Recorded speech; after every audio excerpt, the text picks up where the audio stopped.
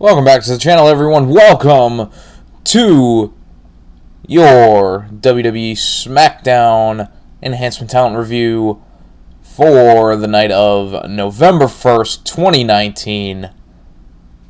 The night that will be remembered as the night that NXT invaded SmackDown on Fox. And a night that will also be remembered as the night Brock Lesnar quit SmackDown on Fox. All of that we are going to get into in this review, and the main event of Adam Cole versus Daniel Bryan. We'll get to that in the end. But we're going to start off with Brock Lesnar, because Brock Lesnar's music hit, and he started off this show after we are to set the stage, as I'm sure everyone knows at this point. The majority of the WWE roster was stranded in Saudi Arabia as a result of the Crown Jewel show Thursday. There was some sort of traveling issues. They were not able to take their originally scheduled flight. So, by what I'm assuming, the higher-ups, the Hogans, the Flairs, the Brock Lesnars, the Vince McMahons, and all that were not flying commercial, but were doing other things, were able to get out of there, but all of the regular talent on the roster were stranded there, or at least the majority of them. So that is what gave us the setting for this fresh, new, different SmackDown show. And we're introduced to our commentary team. It starts off with Aiden English. He'd later be replaced by Pat McAfee, and Tom Phillips and Renee Young. And I thought everyone on the commentary team did a great job. Pat McAfee, I am a big fan of. Beyond wrestling, I've listened to Pat McAfee stuff, talking football and all other stuff. He's a very funny guy. He's very different, and I think he works so well in wrestling because he's a different kind of perspective. Like, he's not a former wrestler, so he has a different perspective from that. He's not a traditional broadcaster, so he has his own style that's very unique, and I think McAfee is someone who WWE is, they should be grateful to have someone like him, and they use him for the pre-shows on NXT, they use him for the watch-along stuff on WWE pay-per-views and whatnot. Sometimes, I don't know if he still does all that, but he's a good guy to have because he's very versatile. There's a lot of things you could do with him. This, I believe, is the first time he's done real commentary that I'm aware of. I don't know if he's ever actually, I mean, wrestling-wise, I know he does the college football commentary now on Thursday nights. But as far as wrestling commentary, I think this is the first time he's actually done that. And, he fit well into that. So, I enjoyed everything from the commentary teams tonight. And we start off the show with Paul Heyman and Brock Lesnar. Heyman says, despite what happened yesterday with Brock Lesnar beating Cain Velasquez, that Lesnar is in a pissed-off mood. Heyman kicks to a video, which actually shows the entire match of Cain Velasquez versus Brock Lesnar. Oh my god, and you can see there, I'm yawning, which, the fact that they made me watch this again, the audacity of these people. But, and I say that, but I liked what Cain and Brock did. If you watch my review for Crown Jewel, I liked it. I just wish it went longer, but I liked the style that they worked. But what Brock Lesnar is pissed off about is the subsequent chair attack by Rey Mysterio. Rey Mysterio came in with a fury of chair shots, even hit Brock Lesnar in the head with the chair. Paul Heyman says that he demanded for Vince McMahon to give Brock a match with Rey Mysterio. But Vince said no, because Brock is contracted to SmackDown on Fox, while Rey Mysterio is contracted to Raw on USA. And the two brands, they are not cross-compatible. You can't have a match on Raw with a SmackDown guy anymore. Allegedly. We'll see how long that lasts. Which I like that they gave us that reasoning. And, they said that they can't do it on the network shows. Which doesn't say anything about the pay-per-views, like what we just saw at Crown Jewel with Seth Rollins versus Bray Wyatt. But I guess that's a different story. But they can't have matches with each other on opposing networks. So, with that, Heyman announces that Brock hereby quits SmackDown on Fox and is going to Raw to beat the hell out of Rey Mysterio. So, yeah, this is done, clearly, to get a title on both shows, because Bray has the Universal title and Brock has the WWE title. They're both on the same show. But I like that they gave a logical explanation for it. I'm glad that there's a storyline purpose for it. And if Brock is indeed moving to Raw, which it seems like he is, Paul Heyman's whole promo was essentially, no one's going to tell Brock Lesnar no, we do whatever the hell we want. And to hell with that, with any other management trying to tell us what to do. So, I would assume that this means that Brock is going to Raw. And with that, I'm intrigued with the thought process on putting Brock back on Raw, because I think one of the big things that they wanted to accomplish with SmackDown was establishing and drawing a new, bigger audience on Fox. And, the original theory was that you'd have Lesnar there with the additional TV revenue that you're getting from Fox, that you'd be able to have him on TV more, and hopefully draw in higher ratings with that. So now, a month into this TV deal on Fox, Brock Lesnar's no longer there, and The Fiend, Bray Wyatt, is now the big attraction. So that is fascinating to me. I don't know if they got cold feet on the Lesnar situation, if they felt like it wasn't working, if they felt like it wasn't sustainable with Lesnar's schedule. But now with Lesnar on Raw, I don't know what you do after Rey Mysterio. Because, for one, I can't see Brock Lesnar dropping the title to Rey Mysterio. I just can't. And that seems unfathomable to me, that Brock Lesnar would drop the title to Rey Mysterio. So what do you do from there? You have him face Seth again? You have Seth take the title from Brock again? I just don't know where you go from there. But, yeah, overall, I like that they gave a logical explanation for all this. I'm freaking exhausted, man. But we're going to get through this, and I'm going to go the hell to sleep. But I like that they gave a logical explanation to all this, and it made sense. And we will see what happens from there. It appears that Lesnar will be on Raw, but nothing is officially official yet.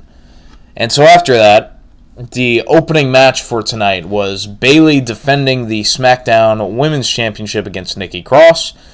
This was a solid match. Nothing much more than that. It was good. Nikki Cross got her flurry in. The crowd was into it. But Bayley is going to win with the help of her friend Sasha Banks, as Bayley was being tended to by the ref. Nikki Cross climbed the ropes. Sasha pushed her off. Bayley hit I don't know what you'd call it. It's like a bulldog, but it's a DDT instead. I think Dean Ambrose used to use that move, but that is what she won with. No Bayley to belly, which I hope she never uses that move as a heel character, because I think the whole point of the Bayley to belly is she's giving her opponent a hug, right? So, no more hugs. Now we're just spiking people's heads into the ground. I like that a lot better. Bayley's demeanor, her attitude, and the way she's owning this character, I am very much enjoying. So after this, we have Sami Zayn backstage. He's having an interview. I'm sorry, I forgot to mention this. After the match, Shayna Baszler came out, punched Sasha in the face, threw Nikki Cross out of the ring, and then beat the hell out of Bayley. Just beat the hell out of everyone. And I am all for this because Shayna is one of my favorites in all of the company right now. And really, she has been for a while. I just love her work. She's a phenomenal heel character and has been a staple of NXT for a long time. So, good for her to finally be on one of the main shows. I mean, I guess NXT is one of the main shows now, but you get my point. And, you know, this was part of an angle, but either way, I was happy to see Shayna and happy to see her beat the hell out of everyone.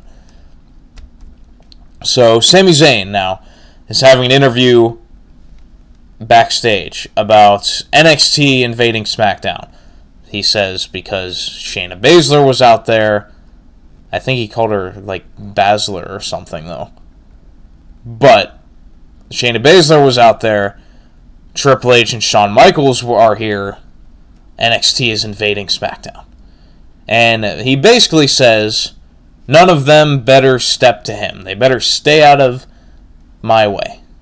And in walks Keith Lee, bask in his glory, and Matt Riddle, who, after some comedy stuff where Sami Zayn tried to backpedaling more than a cornerback, Sami Zayn says that he's a fan of Riddle and Lee.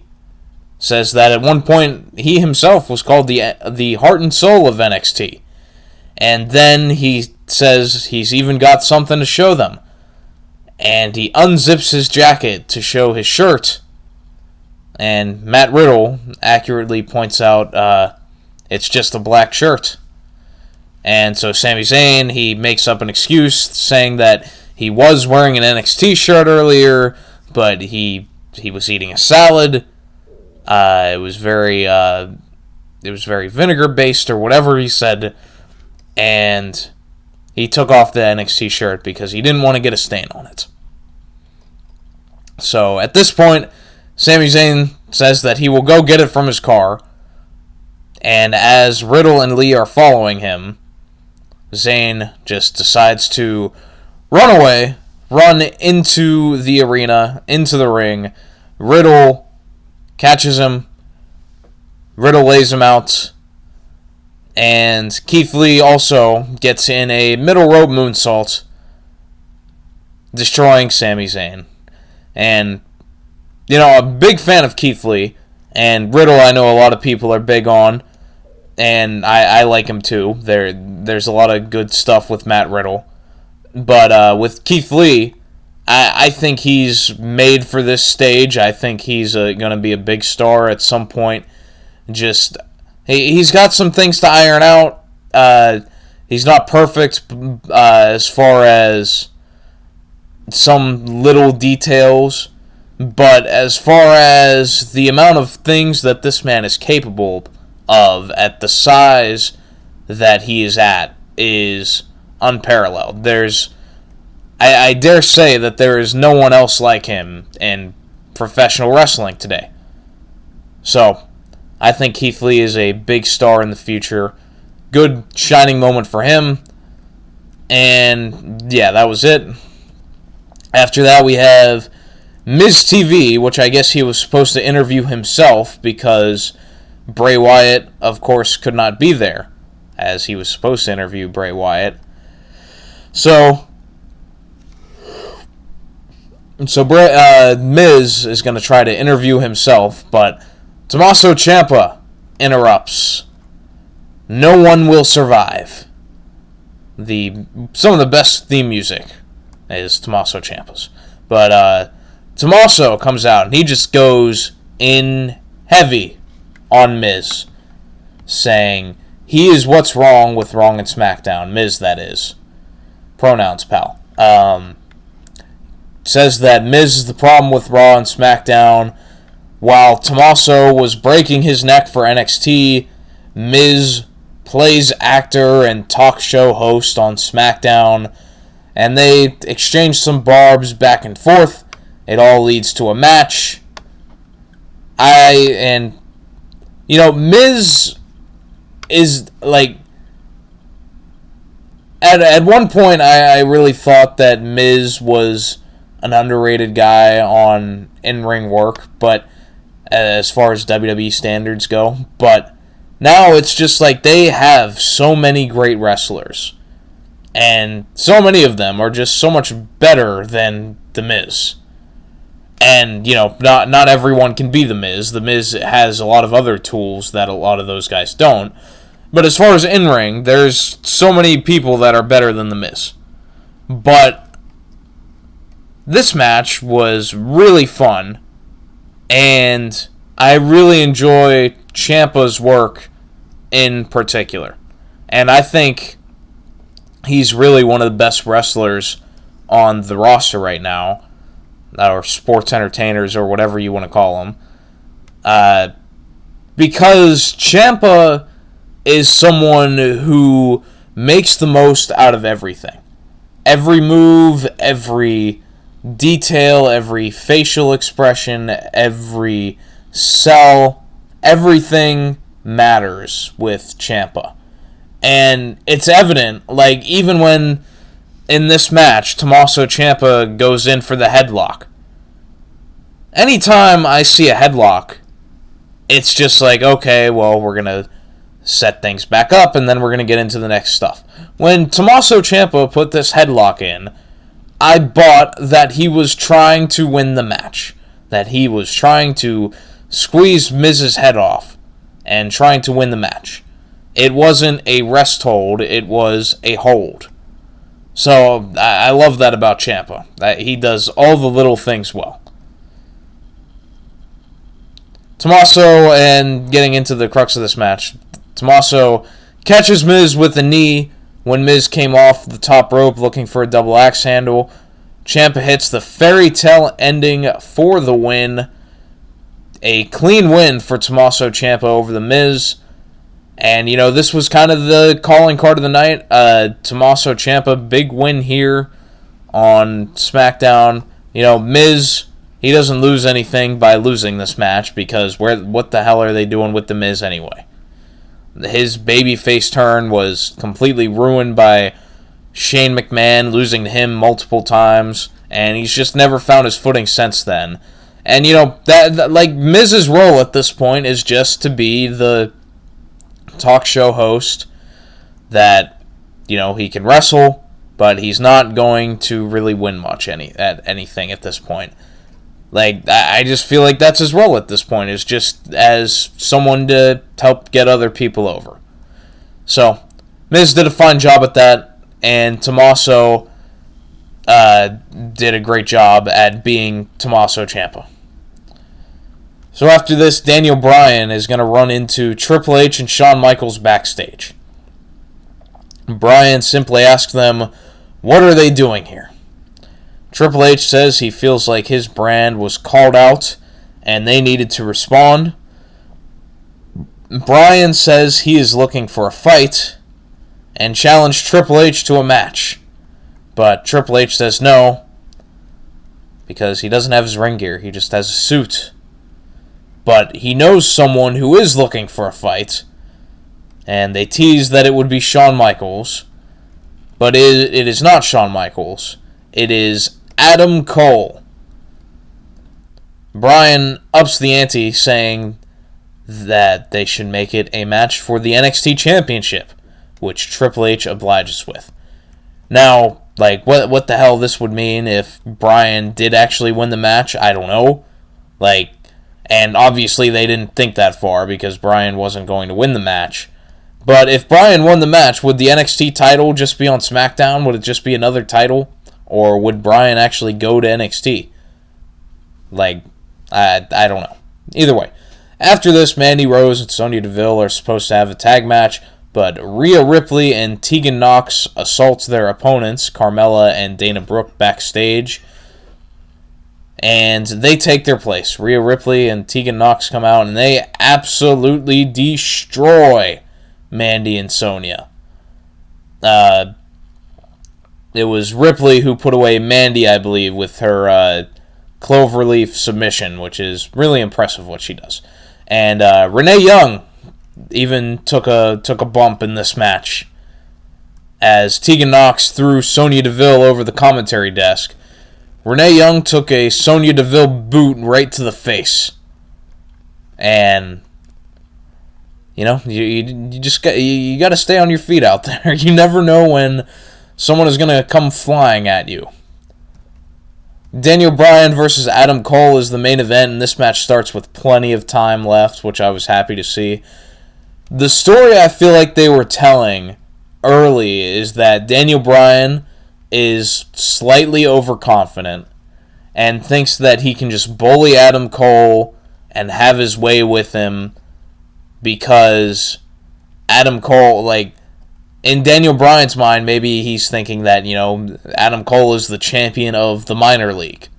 You know, maybe that's like the sort of thing that they were trying to tell. Like, even at one point, Bryan yelled out at Triple H and Michaels that he doesn't belong in the ring with me. So the overconfidence of Daniel Bryan maybe was what kind of costed him in this match, because throughout the match, Cole was able to outlast everything Bryan did. And I think Bryan really was in control for the majority of the match. It was back and forth, but Bryan probably had more of the offense. And Cole was able to survive the onslaught of submissions, the gauntlet of submissions even that Bryan did, with the label lock and the knee stuff, the knee bar. Everything Bryan did, Cole was able to escape. One of the great spots of this match was where Bryan did the German off the top rope, where Adam Cole just completely flips inside out. It looked awful, but great at the same time. While Bryan's legs were wrapped around the turnbuckle, so he didn't even go down with it. He just threw him off in the German. Looked great. And, yeah, the whole thing was Cole was able to survive everything Bryan did to him. And when Bryan finally thought he had the knockout blow, he was going to finally try to put Cole away with the running knee. Cole surprises him with the super kick, hits the Panama Sunrise, and the last shot knee to the back of the head of Daniel Bryan to get a clean win. No Undisputed Era, no Triple H, no Shawn Michaels, no interference. Bryan is pinned clean by Adam Cole, which was great. And I have to give a shout out to Daniel Bryan's unselfishness, because we've seen it now in two separate occasions in just recent times, where now he put over Adam Cole clean.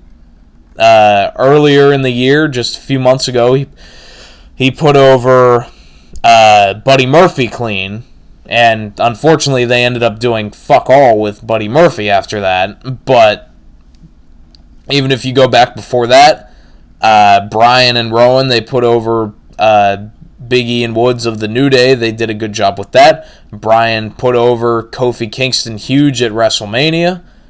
Bryan has just been such an asset to WWE in just this year. Like for me, he's one of their MVPs because he is able to do such a great job of getting other people over, which is the name of the game. You get more people over, there's more stars, there's more appeal to the show. And with this was a strong showing for Adam Cole. It was a huge quality win and a great last match, a great main event to what was possibly the best SmackDown show of the year. Certainly, without question, the best SmackDown show since they have moved to Fox. Easily the best show that they have put on since the move. This show was so much fun. It was unpredictable, it was fresh, it was new, and we have NXT in the Survivor Series, and they did a great job of establishing what NXT is about, and also it gives everyone a reason to watch NXT, which while NXT is in this war with AEW, and both of their ratings continue to drop, even though both shows are quality shows, their ratings continue to drop. So what better way to get people interested in NXT than to show the bigger audience on SmackDown, at least assumingly.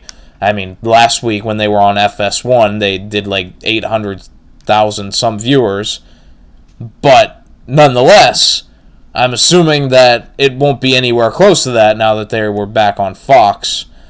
But nonetheless, to give the bigger audience this showing from everyone on NXT, I would think that the reaction to these people should be, man, I gotta watch NXT. Look at all these stars. Adam Cole, the NXT champion, just beat Daniel Bryan clean. I gotta see what he's doing. Keith Lee, he looked impressive.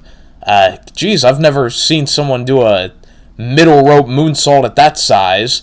Matt Riddle, Shayna and Tegan Nox, or Ripley and Tegan Nox, Shayna Baszler, Tommaso Ciampa.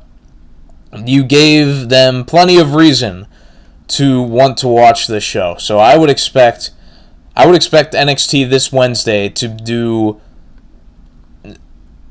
a significant jump in viewers just on this show alone, I think.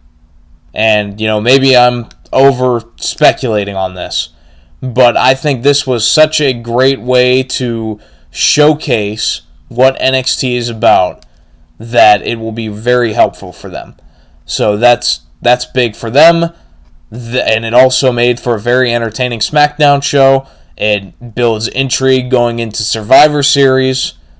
All around good show, and it ends with the whole NXT locker room that was there coming out to the ring. Triple H cutting the promo at the end where he says that NXT has fired the first shot and it's time to see what Raw and SmackDown have. And, just excellent show, excellent ending. Everything about this was great. I've already babbled on about it long enough. Let me know what you guys thought. Do you think that this was a big success as far as NXT goes? Do you think that this will drive more interest to NXT? Because even though they put on quality shows, it's steadily dropped in viewership, and that is partly because of AEW. Last week it was because, I'm sure in large part because of the World Series, which had like 23 million viewers. So, what do you guys think? Do you think that this will drive people to watch NXT? Let me know. And, like, comment, subscribe, do all that stuff. Don't miss out on the rest of my reviews on all the WWE and AEW shows and pay-per-views. And I will be back here Monday for Raw, and we'll be right back on the grind as always. So thank you guys for watching. Have a good day.